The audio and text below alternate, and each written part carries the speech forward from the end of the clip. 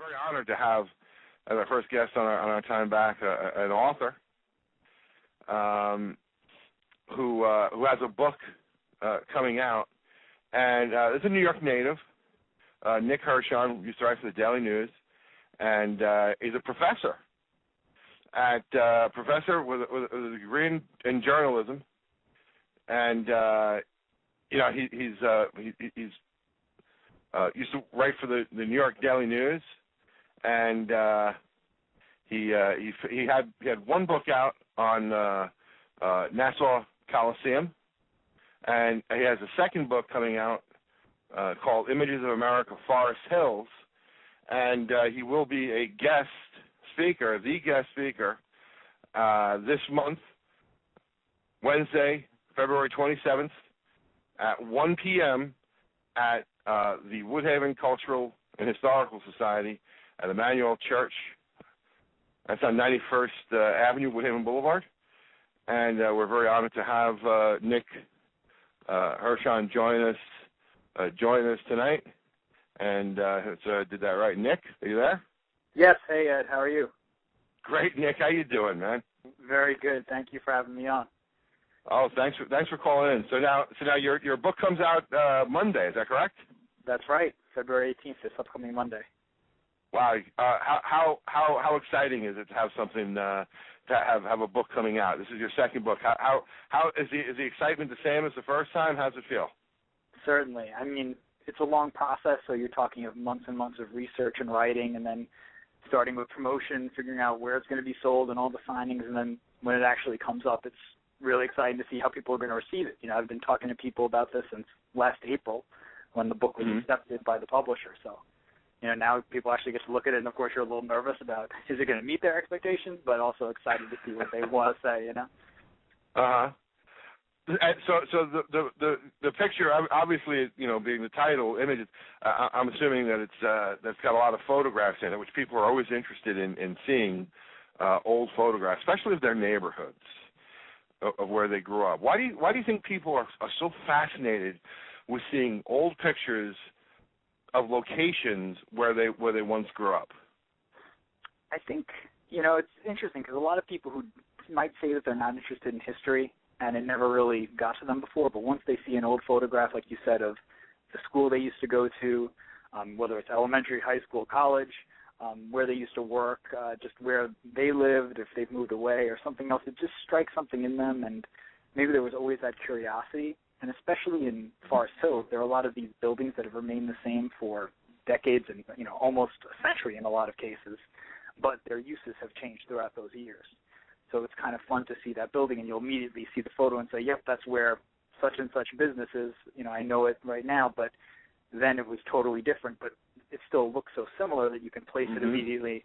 We have a few photos in the book of like the intersection of Austin Street and Continental Avenue, and the buildings are pretty much entirely the same, but of course, now it's Cohen's Fashion Optical and Citibank, and back then it was totally different uses, and you can see like all the old cool signs there. So I think I guess it connects with those people in a way that maybe they weren't expecting.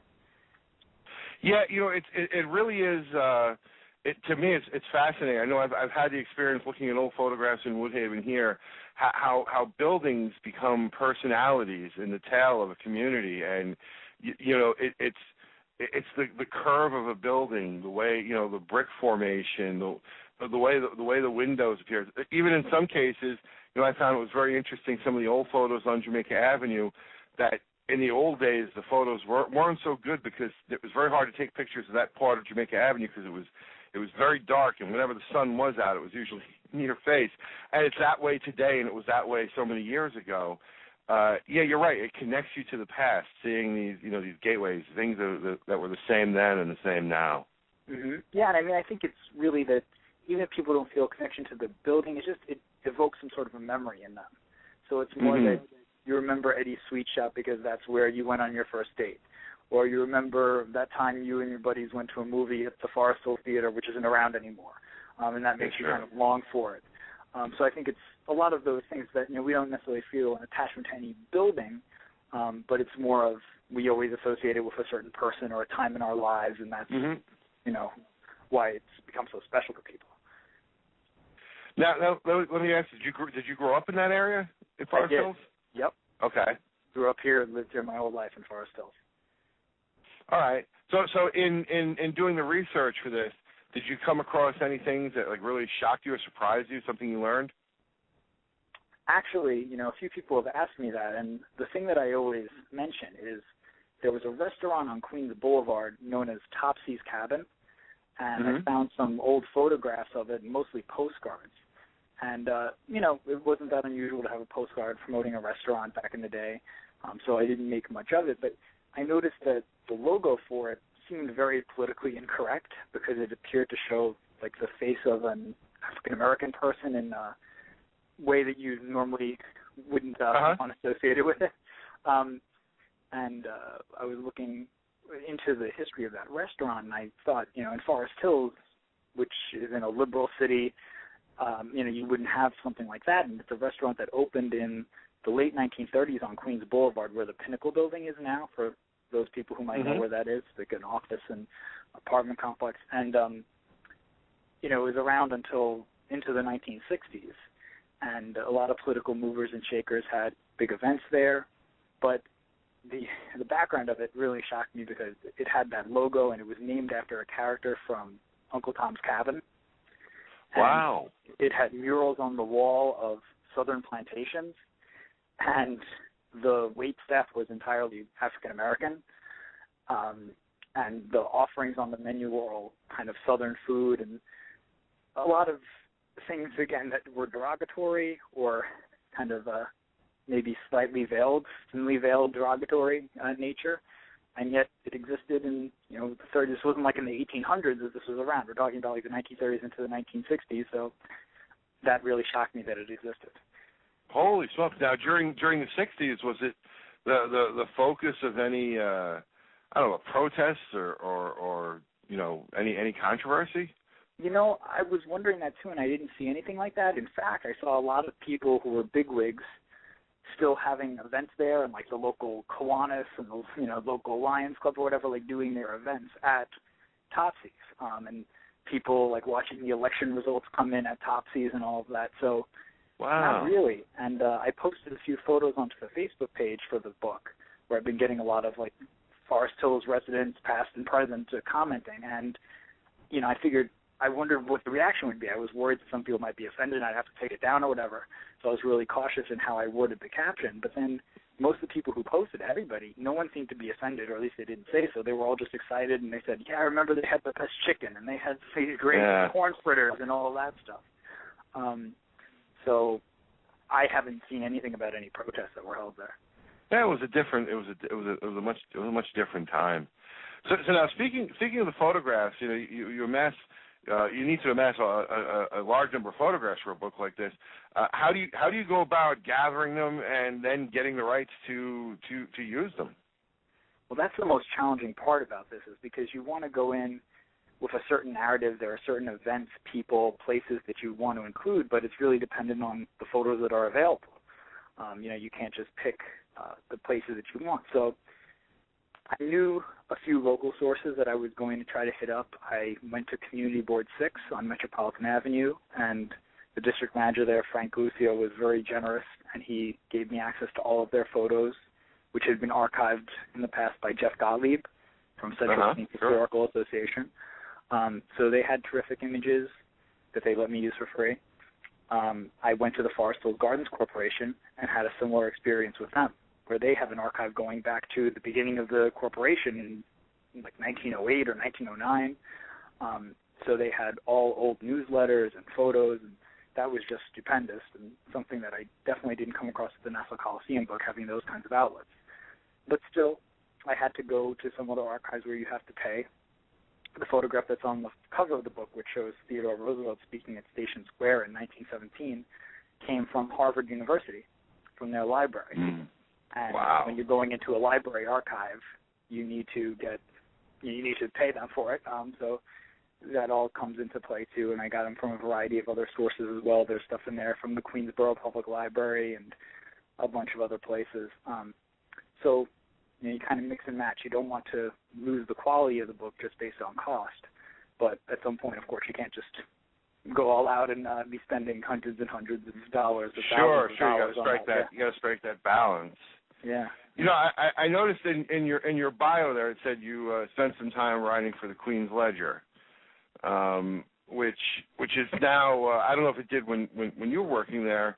One of its newspapers is the Leader Observer here in Woodhaven. Mhm. And I believe it was the same, yeah. And you know, not too long ago, I recently had this experience, and you'll appreciate this. I was in the basement of Leonora Lavin, who was the former president of the Woodhaven Historical Society. And as I was walking out of the basement, I was picking up some stuff.